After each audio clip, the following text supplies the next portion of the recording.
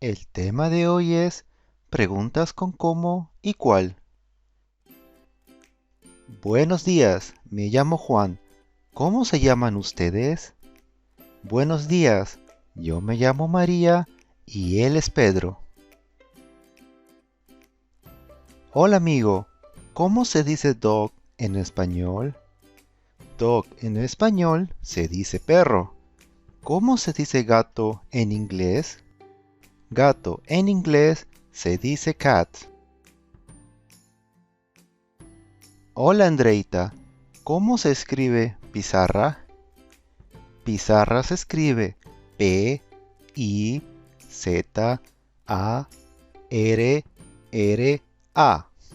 Muchas gracias. Buenos días, señor Pérez. Tengo una pregunta. ¿Cuál es el apellido del nuevo jefe? Su apellido es Ramírez. Muchas gracias.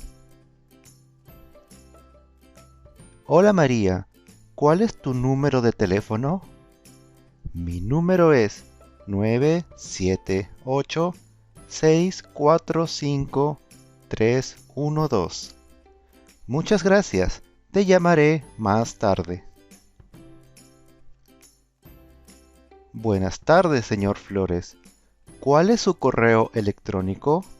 Mi correo electrónico es flores@spanish.com. Muchas gracias. Preguntas con cómo. ¿Cómo te llamas? ¿Cómo se dice? ¿Cómo se escribe? Preguntas con cuál. ¿Cuál es tu apellido? ¿Cuál es tu número de teléfono? ¿Cuál es tu correo electrónico? Y ahora la tarea. Completa con cómo o cuál. Escribe tu respuesta en los comentarios.